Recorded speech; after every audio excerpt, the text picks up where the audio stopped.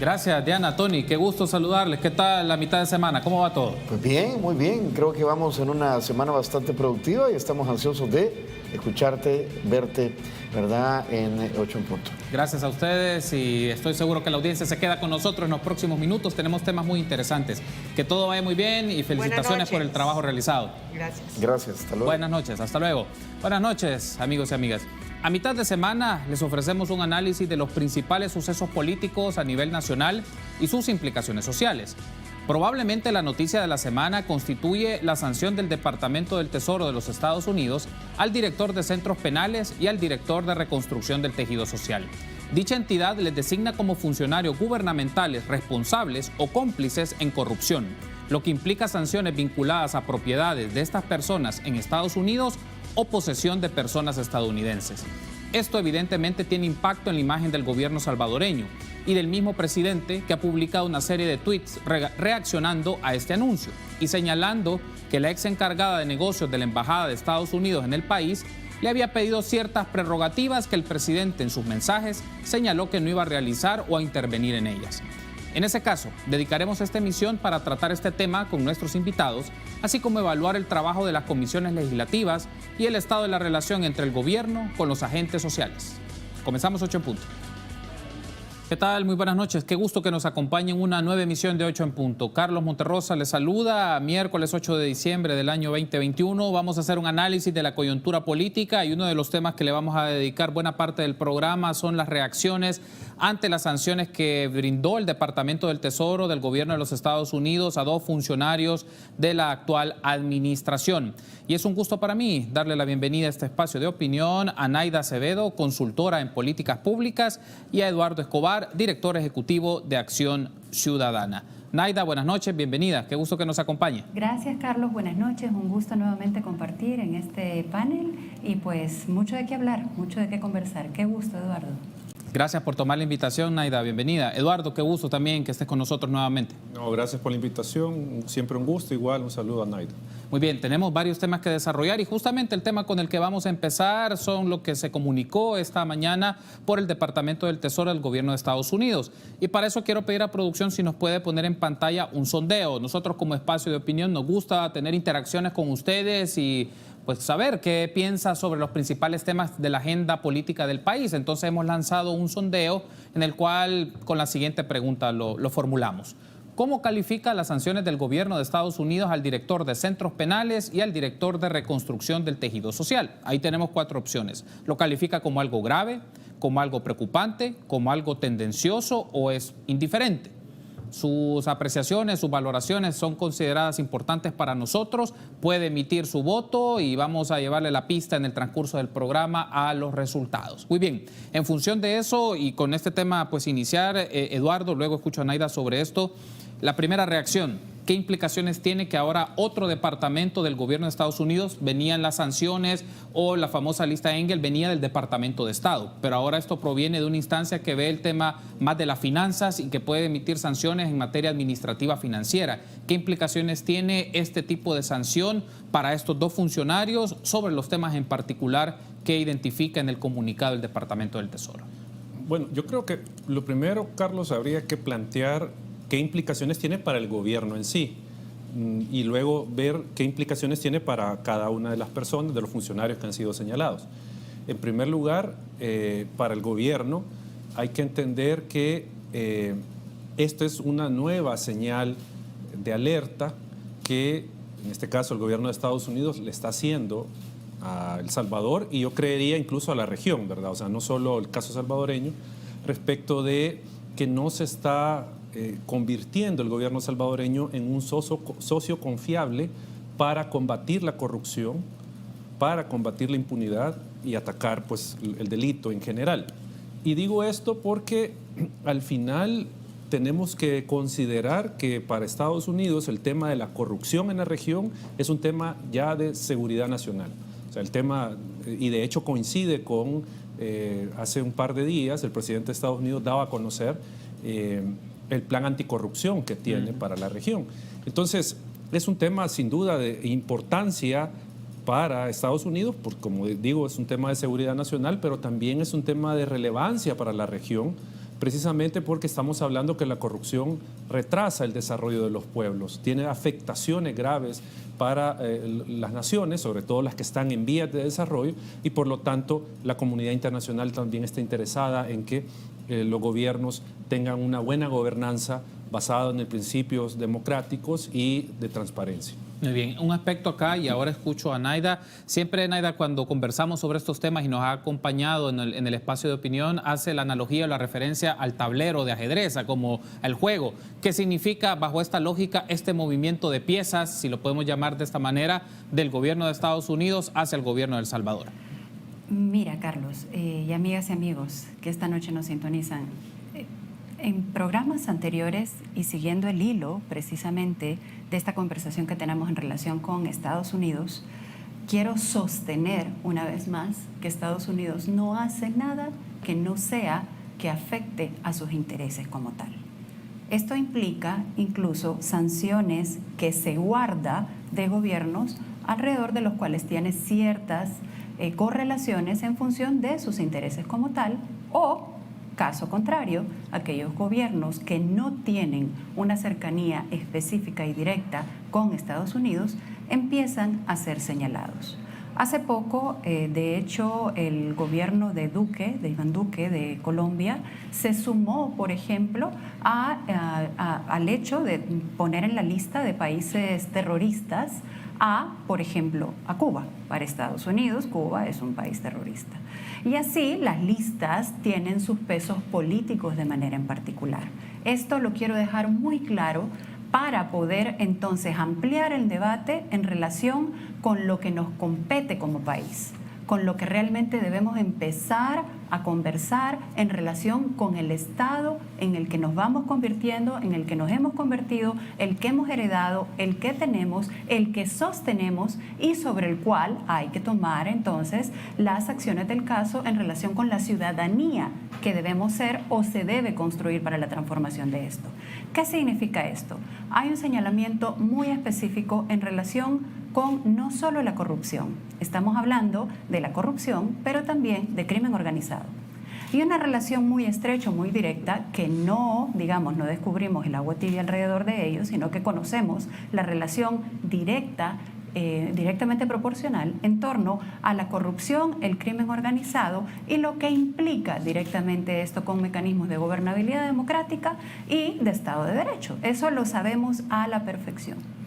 En El Salvador se han ido superando, o se trató de superar determinados valladares, sin embargo, la estructura sobre la cual está cimentado este país es una estructura impune, totalmente impune. Sí. Estamos hablando desde el proceso de previo incluso del conflicto. Tenemos miles de situaciones sobre las cuales se ha ido configurando un ejercicio de impunidad, un ejercicio de corrupción, por ende, y que definitivamente nos convoca como ciudadanía a atacarlo de manera directa. No porque hay una tensión específica, directa y concreta con los intereses geopolíticos, en este caso de Estados Unidos, sino que como país tiene que empezar a gestarse un actor político que sea capaz de poner sobre la mesa los problemas fundamentales del país. Entre ellos están las élites que se cuidan entre sí, las élites que se cuidan en sus espacios de poder, élites económicas, y que cada una de ellas tiene sus propios ejercicios y tiene sus propias características y funciones, desde la agrícola hasta la del sol de hoy, que también podrá posteriormente caracterizarse de qué se trata. Hay un aspecto acá, sigo con Naida, luego escucho a Eduardo, pero quiero pedir a producción si nos puede poner en pantalla un recurso, que es el número 1, que es un extracto nada más de este comunicado del Departamento del Tesoro de Estados Unidos en lo que hace referencia al caso salvadoreño. Y ahí no lo vamos a leer completo, pero hay algo que llama la atención, y cito, primero se destaca que es una investigación designada por el Departamento del Tesoro y que menciona que ha revelado negociaciones encubiertas entre funcionarios del gobierno y la organización criminal MS-13. Y hace la mención a estos funcionarios, Osiris Luna y Carlos Marroquín, que dirigieron, facilitaron y organizaron una serie de reuniones secretas en las que participaron líderes de pandillas encarcelados, en las que se permitió que pandilleros conocidos ingresaran a las instalaciones penitenciarias y se reunieran con altos mandos de las pandillas. Y luego también se hace referencia a que la administración del presidente Bukele proporcionó incentivos financieros a pandillas salvadoreñas para garantizar que los incidentes de violencia de pandillas y el número de homicidios confirmados permanecieran bajos. El tema aquí, y con esto lo consulto, Naida, ¿estos señalamientos son parte de esta lógica de problemas fundamentales que usted recién acaba de mencionar? Es decir, ¿por qué hay que observar estos señalamientos concretos sobre estas circunstancias de estos funcionarios públicos como expresión o manifestación de problemas fundamentales que pueden venir de administraciones anteriores, pero que ahora también trastocan a esta administración? Exactamente, Carlos. Y es que el problema es precisamente eso. Cuando tú empiezas a pactar con estructuras a las cuales oxigenas en beneficio de votos o en un ejercicio específico de configuración de poder con A o B, digamos, fin, puede ser con un fin de control territorial.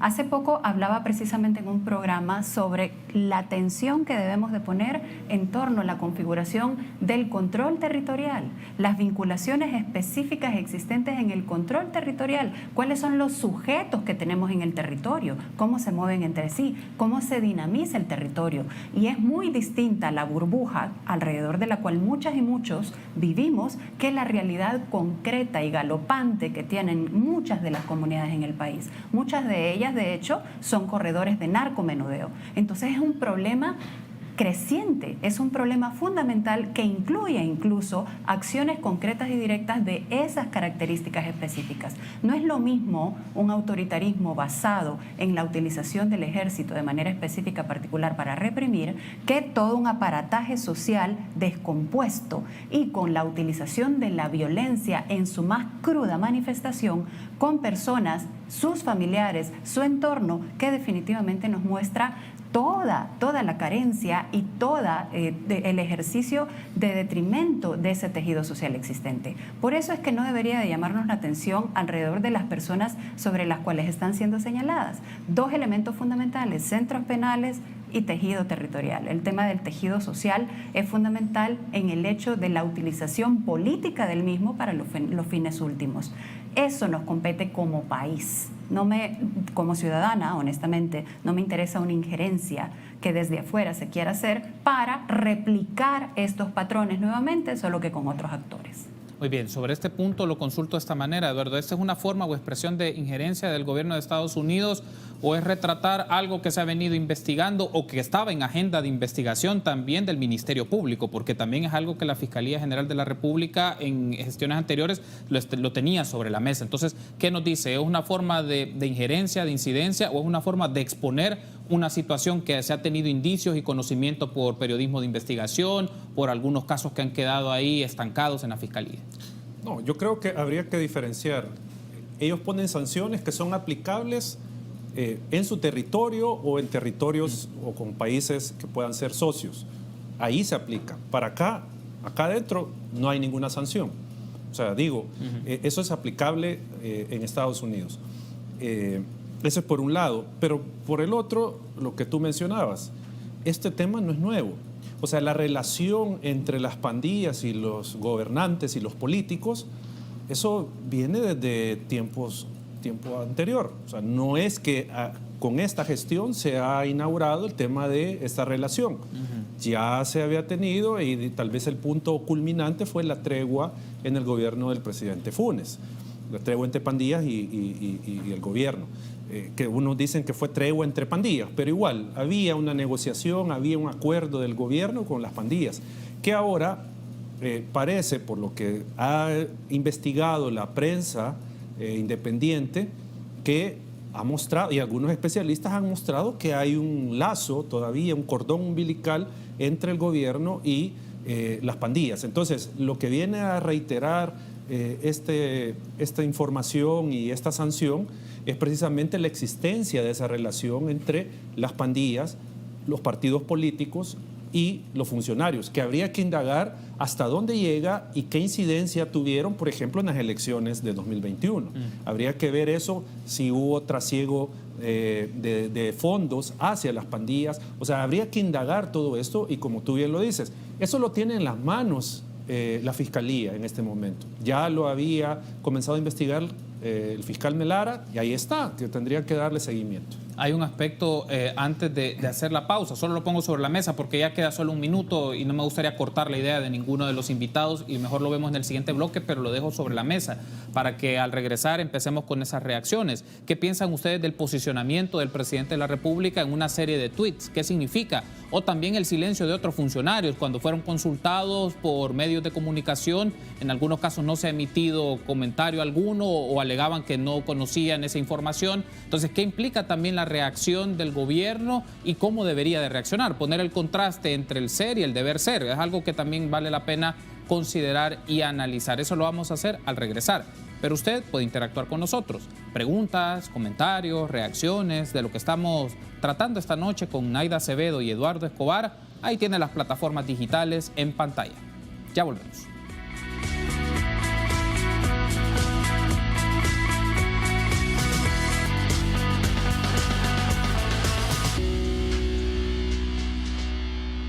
Muy bien, seguimos platicando esta noche sobre la coyuntura política de nuestro país y estamos hablando obviamente del tema del día, las sanciones del Departamento del Tesoro del Gobierno de Estados Unidos a Carlos Marroquín y a Osiris Luna. Hablamos sobre estos temas con Eduardo Escobar, director ejecutivo de Acción Ciudadana, y con Naida Acevedo, consultora en políticas públicas. Quiero pedir a producción si nos puede poner en pantalla una serie de tweets que hizo el presidente de la República en el transcurso de esta tarde en función como respuesta a lo que se conoció en el transcurso de la mañana. Ahí aparecerán una serie de tweets del presidente, no los vamos a leer todos, pero hace mención a diferentes aspectos. Por ejemplo, él menciona que hace un énfasis muy particular del presidente de la República, que tuvo una reunión con la ex encargada de negocios, Jean Mains, que le había pedido 4 cosas: la liberación de Ernesto Mason, la no reelección del fiscal general, Rodolfo Delgado, el compromiso de no tocar a 2 personas, Alfredo Cristian y Douglas Meléndez, y detener los arrestos de las personas implicadas en los sobresueldos. Y luego hace una explicación el presidente en una serie de factores, una serie de elementos. El punto con lo que quiero iniciar esto es, Naida, lo siguiente, consultarle lo siguiente. ¿Qué significa este tipo de reacción entre la reacción política que esto puede generar en el discurso del presidente con la reacción más institucional que se debería de esperar ante señalamientos de este tipo? El punto es que los señalamientos vienen desde prácticamente el inicio de su gestión y que definitivamente vienen heredados. Cuando salió aquella famosa foto en donde estaba el funcionario Luna en un jet, en un avión charter muy lujoso, de hecho, una de las primeras preguntas era el viaje de Osiris, de dónde ha salido, ¿no? Pienso que esa pregunta todavía está en el tintero. No sé si el presidente de la República se la habrá hecho directamente, si sabía, si conocía, suponemos que debió de haber conocido, sobre todo en ese ejercicio de manejo de información, y que definitivamente también hay una serie de comportamientos que llevan a que el ejercicio nacional, lejos de romper con círculos de impunidad, está replicando estos mismos círculos de impunidad. Tan tachable es que Jean Mains, que por cierto, vamos a hablar del tablero de ajedrez y a dónde está ella ahora, ¿verdad? Tan tachable es que ella pida en relación con personas que están muy abocadas a los intereses de Estados Unidos y que hay un ejercicio de diálogo desde hace muchísimos años, como que no exista un ejercicio de reconocimiento, continuidad y también combate directo contra actos de corrupción y también las vinculaciones que hay alrededor de ello. Me encanta esta frase desde que la empecé a acuñar, ante más de lo mismo. Y es ahí donde hay que romper de alguna forma el círculo vicioso de la impunidad, independientemente del actor del que venga. Es eso lo que no está sucediendo, Carlos. O sea, ahí es donde quiero dejar el punto de atención mucho más potente, porque no es pelear cuál es el mejor o peor corrupto, es que hay corrupción. Este país está fundamentado precisamente en la impunidad. Retomando la figura del tablero de ajedrez, como decía anteriormente, Jean Mains está ahora precisamente en el Comando Sur.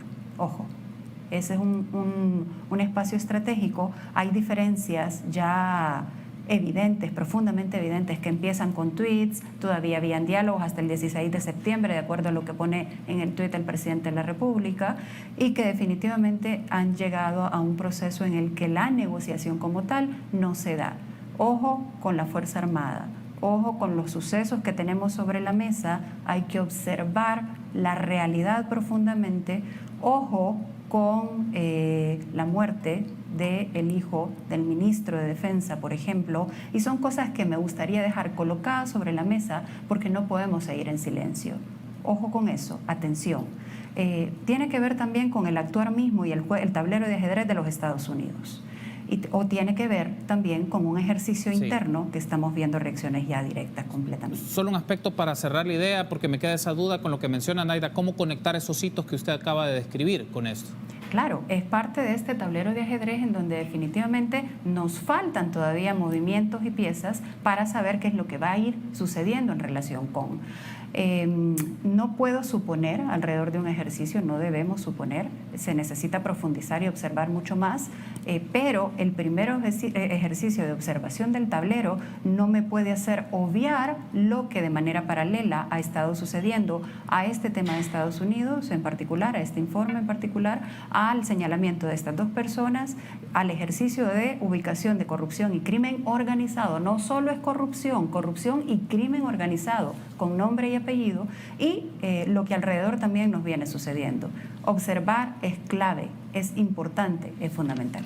Ok, hay un aspecto con esto, Eduardo, en función de las reacciones o la respuesta que se ha dado el presidente y qué se debería esperar de la respuesta institucional y de otros actores que son parte del sistema político. Me refiero a instituciones de control como la Fiscalía, las instancias judiciales y demás sobre esto, porque claramente cuando se ve el comunicado se hacen diferentes alusiones, aspectos a lo que Naida también mencionaba. No solo es corrupción, sino crimen organizado. Se habla de asignaciones financieras del gobierno salvadoreño a las pandillas para obtener privilegios para los liderazgos de las pandillas encarcelados, por ejemplo, o se habla también de brindar apoyo político, se menciona al partido político Nuevas Ideas en las elecciones, es decir, varios factores que involucran prácticas de corrupción y temas de crimen organizado. Entonces, ante ese tipo de señalamientos y sanciones que ya se han establecido, ¿qué le significa la capacidad de respuesta? ¿Por dónde debe ser la respuesta? Con la respuesta que estamos viendo.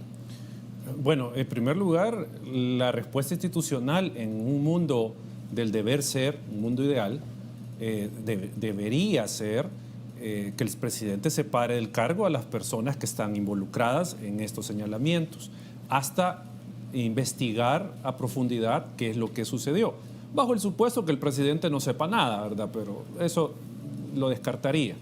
El otro tema es la Fiscalía.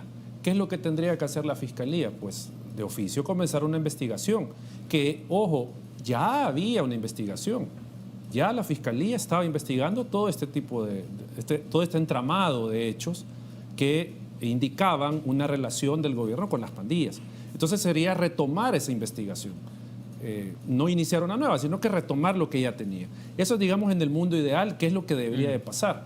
Ahora, con las respuestas del presidente, yo solo recuerdo el discurso que tenía, la narrativa que tenía el FMLN respecto del gobierno de Estados Unidos.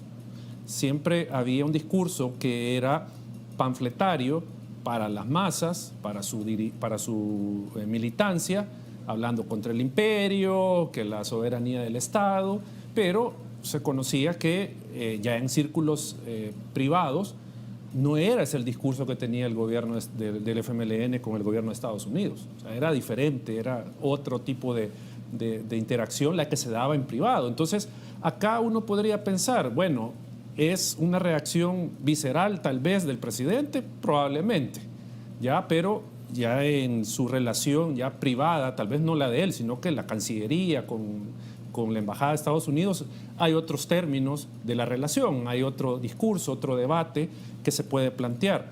Eso creo yo que hay que considerarlo como una posibilidad. Y lo otro es que también el presidente necesita mantener la narrativa que ha creado, de darle a la gente ese aliento, esa ilusión, esa creencia de orgullo salvadoreño y soberanía del Estado salvadoreño.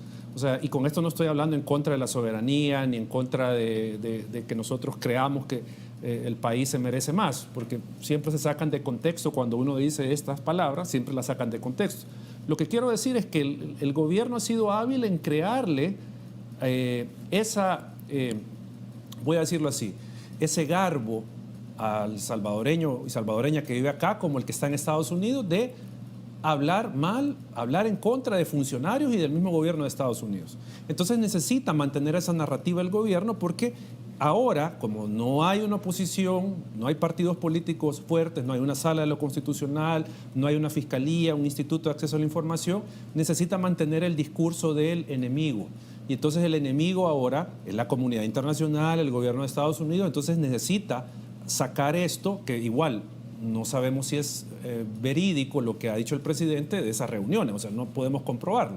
Pero el punto es que necesita mantener avivar la llama de la narrativa del enemigo. Entonces yo también lo sentaría en esa lógica la reacción del presidente. Hay un aspecto que mencionaba Eduardo y lo consulto, Naida, para escuchar su apreciación sobre esto. Él mencionaba que un escenario del deber ser, el presidente debería de pedirle el cargo a estos funcionarios. ¿Usted considera que puede ser una acción del presidente pedirle el cargo a estos dos funcionarios que han sido señalados? No lo creo. No creo que el presidente pida el cargo a ninguno de los dos funcionarios. De hecho, anteriormente ya estaban los señalamientos a nivel nacional, como decíamos, y no ha pedido el cargo en ninguno de los momentos. Y no solo ese hecho como tal, hay varios acumulados en relación con el pasado y el actual cargo que desempeñan ambos, y no les ha pedido. Yo solo quiero sumar un elemento más. Pienso que esto ya está trascendiendo el tema de la narrativa, y ahí es donde hay que observar el tablero con un ojo un tanto más agudo, y como salvadoreñas y salvadoreños nos debe de interesar profundamente lo que está sucediendo, no solo porque lo dice, digamos, la voz de un país que tiene intereses geopolíticos en particular, sino que porque el mismo país está realmente generando todos los contextos geopolíticos sobre los cuales ha perdido bastante terreno. Entonces, no se va a quedar solo en escuchar la narrativa de uno y buscar elementos que puedan bajar el ejercicio de la narrativa. Estamos hablando de un ejercicio geopolítico de pérdida de territorio y de poder en relación con el resto del continente frente a Estados Unidos. Y sumamos a la ecuación a Rusia y a China. Hay que ver incluso cómo ha respondido Rusia, y en este caso China todavía bastante en silencio. Los chinos son interesantes en relación con el silencio y la paciencia que saben guardar. Los rusos tienen otra forma de respuesta cultural, si se quiere. Entonces Estados Unidos necesita reafirmar nuevamente su ejercicio geopolítico en relación con cómo el continente se ha venido configurando desde hace varios años ya. Naida, hay un aspecto acá para efectos de la audiencia que nos sintoniza. ¿Cómo relacionar esto que menciona usted de movimientos geopolíticos con situaciones como muy concretas de señalamientos de prácticas de corrupción y crimen organizado en el caso salvadoreño? Porque así como está El Salvador o Centroamérica, pues también estas dinámicas se dan en otras regiones del mundo. Pero ¿cómo asociar o cómo se establece ese vínculo entre movimientos geopolíticos de diferentes países con algo muy concreto que se ha señalado para el caso salvadoreño? Claro, y no es que anteriormente no existiera, es lo que hemos venido diciendo. El punto es que ahora sí hay una afrenta directa de una institucionalidad que, lejos de transformarse adentro, desde donde tienen que generarse los mecanismos de estructura de transformación, está generando nuevos circuitos de impunidad. Ese es el punto. O sea, no hay una afrenta directa y expresa a través de la narrativa para la transformación del tema sistémico, sino que al contrario, hay una reafirmación de ese ejercicio de impunidad que no se resuelve por una parte. Por otra, Estados Unidos anteriormente ha hecho señalamientos desde antes del conflicto armado, durante el conflicto armado, del 83 para acá, que tuvo un actuar profundamente importante, ¿verdad? O sea, la misma Constitución de Estados Unidos, de El Salvador del 83, tuvo la asistencia de un papel fundamental de Estados Unidos. En ese entonces y durante la década de los 80 se generaron también mecanismos en la región que hay que tener sobre el tintero. El tema, por ejemplo, del escándalo Irán-Contra, que esto es algo que pocas veces vemos en la historia, pero que existió tal cual, con una participación de la CIA directamente generando mecanismos de trasiego de armas, por supuesto, con el tema igual de Irán, frente a un corredor en el que había narcotráfico y en donde también el aeropuerto de Ilopango fue un sitio fundamental para ello. Entonces, digamos que hay discrecionalidad en relación con los gobiernos y en relación con la atención específica a, entre comillas, narcoestados o a estados terroristas, que son dos categorías asumidas precisamente en la narrativa de Estados Unidos. Todo es intereses. Todo es conflicto de intereses en política. Cuando logramos detectar cuáles son los intereses, entonces sabemos por qué cada pieza se va moviendo a qué lugar, por qué y cuáles son, digamos, los posibles movimientos en relación con esa construcción. Hay que ver, de hecho, Yamatei, el presidente guatemalteco, con la reunión que tuvo, que está excluido de la cumbre de mañana, por cierto, o sea, varios países de Centroamérica están excluidos de la reunión de mañana. Casi prácticamente imploraba un ejercicio de participación en el que decía que el único aliado que tiene la región actualmente es Guatemala. Habría que ver Honduras, ojo con Honduras, y bueno, El Salvador, que ya tenemos, digamos, sobre la mesa elementos que nos pueden llevar a decir no hay un combate directo y concreto hacia ejercicios de impunidad estructural todavía, y eso es lo que tiene que discutir el país, ¿no? Muy bien, un tema que quiero hacer la transición antes de hacer la pausa y escuchar a Eduardo, luego lo ampliamos en el siguiente segmento, porque no hay que pasarlo por alto, la dinámica de los trabajos de la Asamblea Legislativa, el tema de las comisiones especiales. Justo hoy se ha hecho también una sesión de una comisión especial de antejuicio. Si lo vemos en ponderación general, estas comisiones, ¿qué tipo de saldo o resultado pueden dar? Por lo menos me refiero para el trabajo parlamentario. ¿Cómo podríamos calificar el trabajo de este tipo de comisiones con la información, con los invitados que han estado llegando, o las más que invitados, personas que han sido convocadas y solicitadas por estas comisiones para que den declaraciones ante una serie de preguntas o cuestionamientos que se les han formulado por los diputados y diputadas? Bueno, yo aquí lo pondría en dos planos, lo real y lo, si se quiere, lo virtual, lo ilusorio. ¿Ya? En términos de lo irreal, lo ilusorio, el trabajo de las comisiones le sirven a la narrativa del gobierno, de que están combatiendo la corrupción, que van a atacar a los mismos de siempre para que devuelvan lo robado. Digamos, para eso sirven las comisiones, mantener esa narrativa vigente, mantener en la cabeza de la gente que la corrupción se hizo antes y se está combatiendo ahora. Para eso sirve el trabajo de las comisiones. Es un trabajo, obviamente, netamente político de mantener esa narrativa, que es la que le sirve al gobierno. Porque, ojo, hay que mantener siempre en la óptica de que el gobierno trabaja en función de narrativas. Eso es lo que hace el gobierno.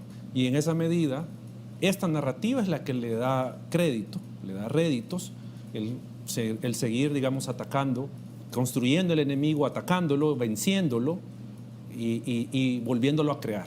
Entonces, eso hace, en términos reales, concretos, al final, si uno comienza a revisar, el periodismo de investigación ya nos había revelado mucho de estas cosas que se están descubriendo ahora en las comisiones especiales que ha creado la Asamblea Legislativa. O sea, y aquí lo que vemos en términos reales es un abuso de esta figura, tanto por lo que quieren investigar como con la forma en que operan. O sea, hay una serie de violaciones a la lógica de las comisiones y violaciones a los derechos de las personas que asisten a estas comisiones. Muy bien, tengo que hacer una pausa. Al regresar escucho a Naida sobre este tema y también hablar un poco de qué significa, cómo podemos entender la relación entre agentes sociales o expresiones organizadas a nivel social con el gobierno, una relación conflictiva, una relación o quizás que no existe, o una relación que está marcada por algún tipo de incidencia, de acoso, o cómo la podríamos calificar. Bueno, sobre eso vamos a abordar el tema en el último segmento. Usted puede interactuar con nosotros a través de las plataformas digitales. Las preguntas o comentarios que usted tenga bien formular a nuestros invitados, Naida Acevedo y Eduardo Escobar, ahí lo puede hacer en esos espacios. @8 en punto en Twitter, 8 en punto en Facebook. También queremos saludar cordialmente a quienes nos sintonizan por YouTube y por Canal 33.tv. Volvemos en minutos.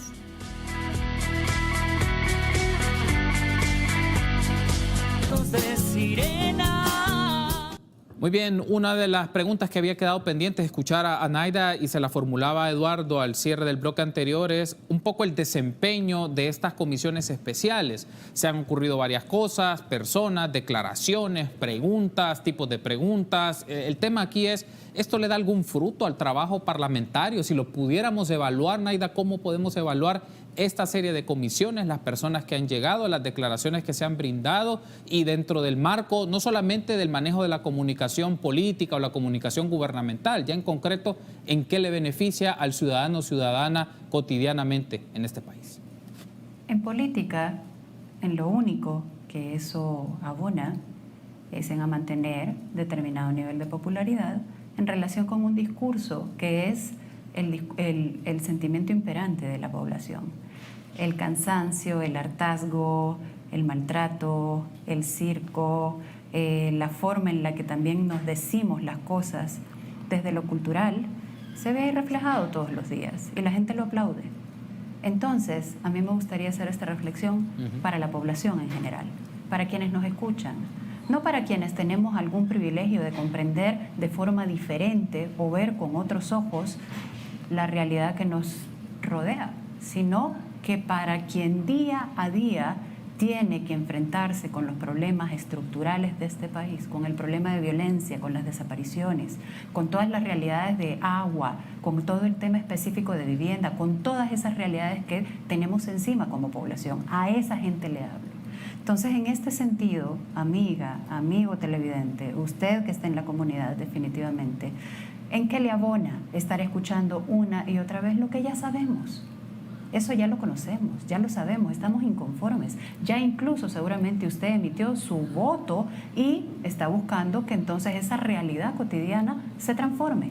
¿Se ha transformado hasta ahora? ¿Se va a cambiar? Hay algunos elementos o indicadores que seguramente en su colonia le darán algunos parámetros. El tema, por ejemplo, de homicidios que se ha hablado, etcétera. Eso es muy importante, pero no toca el problema estructural que hay que transformar, esa realidad concreta. Entonces, ¿en qué abona? En que usted se sienta conectado o conectada a eso que dicen de manera diaria, pero que no cambia la forma de ser política en El Salvador. Ese es el gran problema que tenemos, que creemos que cuando llega alguien a un gobierno en particular, llega entonces a borrar absolutamente todas las planas habidas y por haber y a salvar a este país que cada vez pide más a gritos salvarse. Venga quien venga, salvarse. Es ahí donde ya no se vale. Es ahí donde ya no podemos seguir replicando una y otra vez esa historia. Mi criterio aquí sale sobrando. Importa lo que para usted esto significa. Hay un aspecto acá y creo que es oportuno también ponerlo en discusión para la audiencia, que son las preguntas y comentarios que la gente ha formulado y le voy a pedir a producción que lo ponga en unos instantes, pero también lo necesario es de tener esos elementos de juicio, esos elementos que a ustedes le permitirían hacerse un criterio de los sucesos, ¿no? Y por eso justamente ponemos en relieve estos temas de coyuntura política, no solo por los aspectos coyunturales o cotidianos, sino más bien cómo se enlazan o se vinculan con situaciones que son ya de la agenda estructural de problemas de país que están vinculados a inseguridad, a corrupción, a violencia, a desapariciones, entre otros aspectos. Entonces hay elementos que están articulados y es clave también hacer esas lecturas desde esa perspectiva. Vamos entonces con las preguntas y comentarios que han llegado a través de las redes sociales. Para tener la reacción, primero escuchamos a Eduardo, luego a Naida.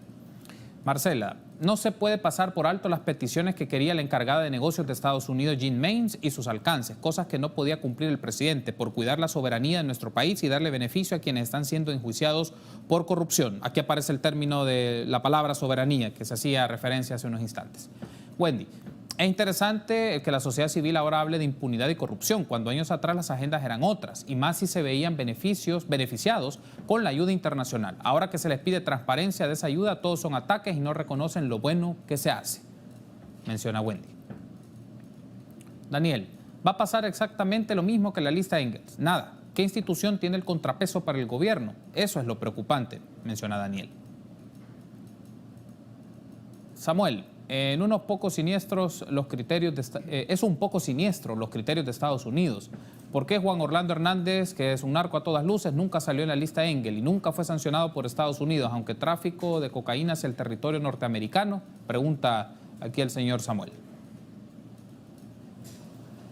Edgardo, estamos a un paso de un bloqueo económico por parte de Estados Unidos. Ya los bancos internacionales no le prestan dinero a este gobierno por los altos niveles de corrupción y ser un gobierno antidemocrático y anticonstitucional. Muy bien, esos son los comentarios que tenemos de los temas que hemos estado hablando. Tener tu reacción o claro, punteo de esas ideas. Bueno, ahí decía una amiga de que por qué ahora es que sacamos el tema de la corrupción y por qué no antes. Bueno, yo creo que hay que decirle a la amiga y a quienes nos ven que sociedad civil, las organizaciones, venimos trabajando esto desde hace más de 10 años, el tema de combate a la corrupción, el tema de la impunidad, y por eso hemos tratado de incidir en que se haga una buena elección de fiscal general, que se haga una buena elección de magistrados de Corte Suprema de Justicia. Hemos señalado en muchos momentos la corrupción que se ha dado de los diferentes gobiernos.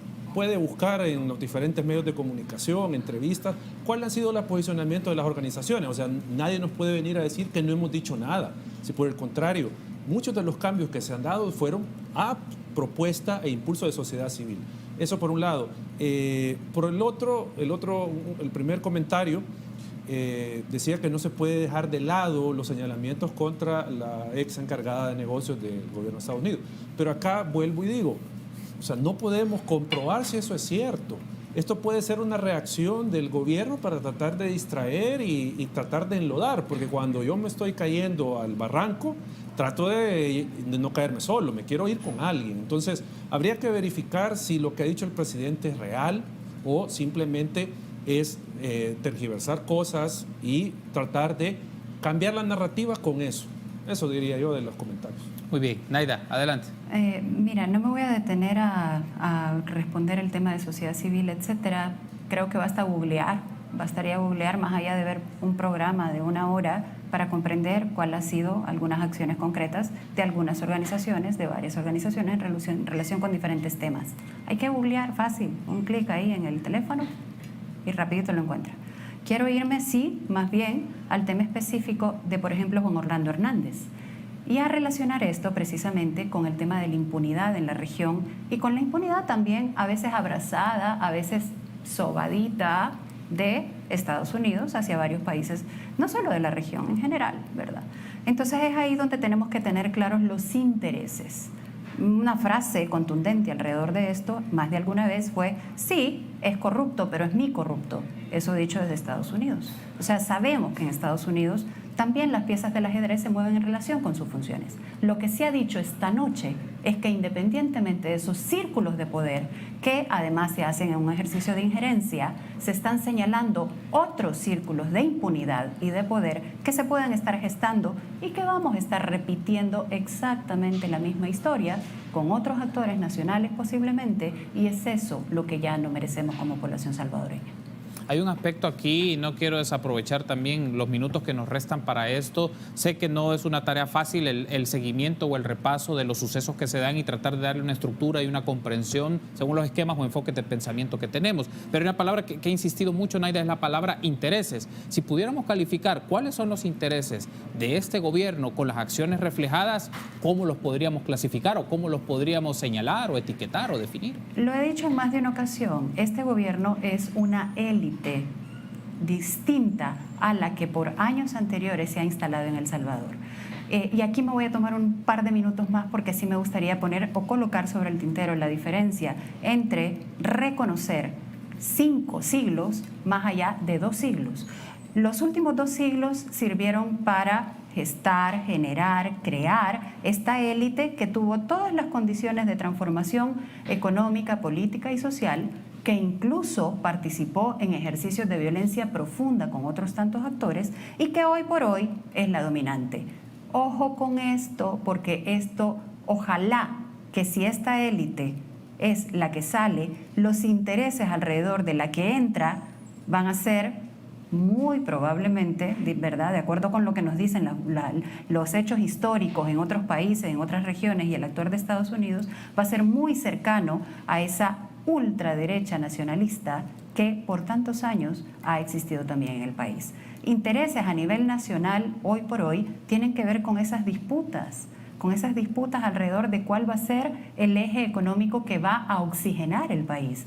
Y ahí, Carlos, nos queda en el tintero hablar del FODES y la centralización. ¿Por qué se va a centralizar el FODES? ¿Cómo se está pensando, dimensionando la división administrativa de El Salvador? ¿Por qué se está pensando esa división administrativa?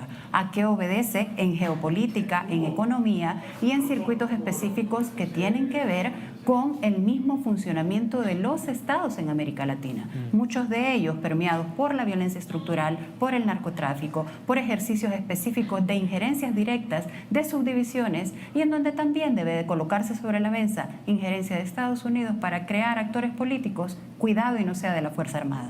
Lo dejo colocado esta noche sobre la mesa para que reflexionemos alrededor de ello y que podamos seguir profundizando. Muy bien, nos da la pauta para una discusión más amplia y no solo intereses de Estados Unidos. Creo que hay de otros grupos y de otros segmentos internacionales en esto, pero eso es para otro capítulo. Eso Rusia. será para otra discusión que creo que Rusia, valdrá la pena debatir. Pero no quiero pasar por alto, Eduardo, también escucharte sobre este punto, ¿no?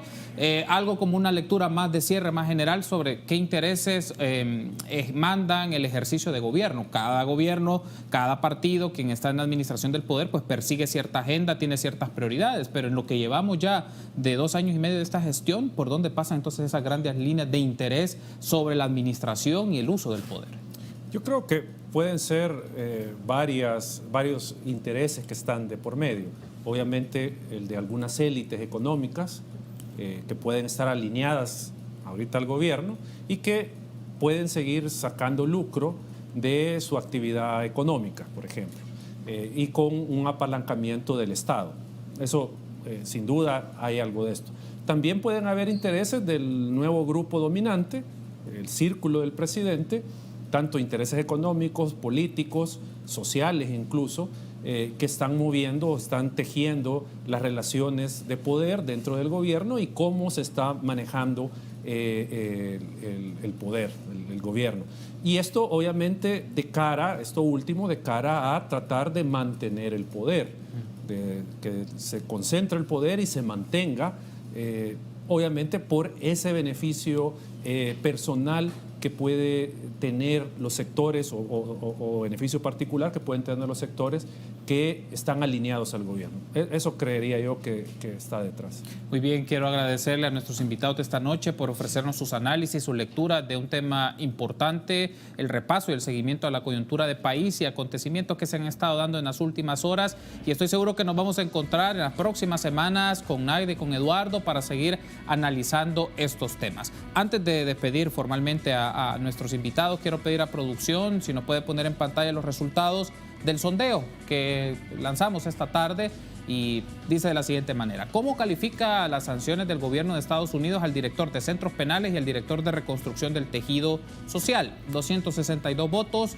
el sondeo queda abierto, usted quiere votar y participar, ahí está a su disposición. De momento los datos que tenemos: 55.7% lo califica como grave, 9.9% como preocupante, 20.6% como tendencioso y 13.7% como indiferente. Bueno, ahí está como una apreciación de un grupo de personas que han tenido la gentileza de interactuar con nosotros a través de este sondeo. Dicho esto, Eduardo, gracias por habernos acompañado, muy amable. Gracias, un gusto siempre. Gracias por habernos acompañado. Naida, un gusto también por haber estado con nosotros, muy amable. Gracias, Carlos, un gusto interactuar contigo también, Eduardo. Gracias por habernos acompañado, amigos y amigas. La invitación está para que esté con nosotros mañana a las 8 de la noche. Se queda con el Gráfico TV. Éxitos.